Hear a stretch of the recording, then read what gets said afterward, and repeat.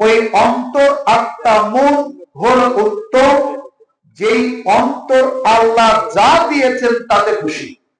আল্লাহ এই পৃথিবীতে কাউকে ধনী করেছেন, কাউকে গরিব বানিয়েছেন, কাউকে করেছেন সাদা, কাউকে করেছেন কালো। এই বন্টনটা কার? বলেন না, কারে বন্টন?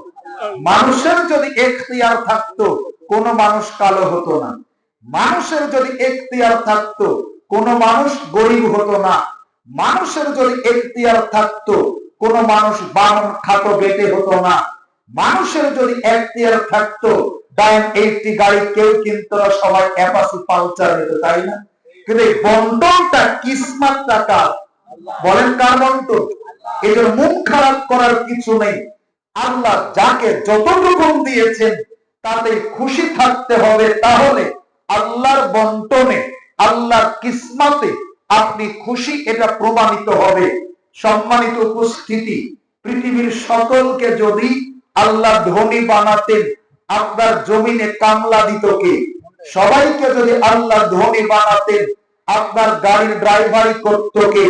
সবাইকে যদি আল্লাহ ধনী বানাতেন, আপনার টয়লেটটা পরিষ্কার করে দিত কে?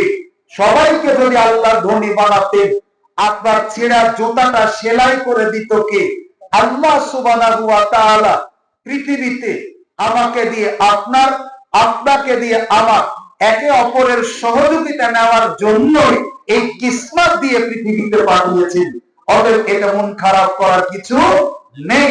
আপনি দেখেন, আপনার চাইতে যারা দরিদ্র তাদের দিকে, আপনার পায়ে আছে 250 টাকা দামের জুতা ছেন্ডেল, আপনার আফসোস হয়, আকাঙ্ক্ষা হয় 3000 টাকা দামের জুতা পরা।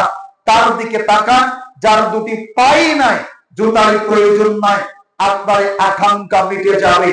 আপনার একতলা বাড়ি আছে, 3 তলার দিকে তাকাবেন না।